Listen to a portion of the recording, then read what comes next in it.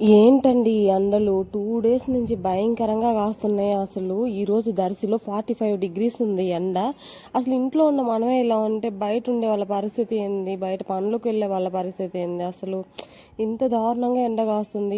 ఒక వారం పాటు ఇలాగే ఉంటుందంట, కొంచెం జాగ్రత్తగా ఉండండి. నేను ఒక్కరోజు 9 మందికి ఇప్పుడు కూడా ఇంట్లో ఉండలేక మిద్ది పైకి వచ్చి వాయిసేస్తున్నా. అసలు ఇంట్లో ఉండలేకపోతున్నాం, సెగ, కళ్ళు కూడా మండుతున్నాయి ఫ్యాన్ గాలికి, అంత వేడిగా ఉంటుంది.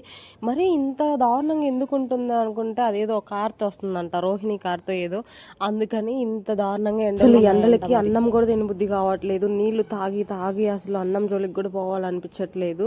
అసలు చిన్న పిల్లలు అయితే చాలా జాగ్రత్తగా ఉండండి. వాళ్ళకి పెట్టే ఫుడ్ కూడా ఆయిల్ ఫుడ్ ఏం పెట్టకుండా మంచినీళ్ళు తాపుతా, అంటే చిన్న పిల్లలు ఉంటారు కదా 1 year 2 years వాళ్ళని మాత్రం చాలా జాగ్రత్తగా చూసుకోండి. సూర్యదేవుని రోజు ప్రార్థించాలి. దేవుడా, ఇన్ని రోజులు ఎండ కాసి నువ్వు చాలు ఇంకెళ్ళిపోరా ఆయన, వాన దేవుడా ఏ మూలన ఉన్నావు, ఒక వాన కురిపించు, పెద్ద వాన కురిపించు, చల్లబడి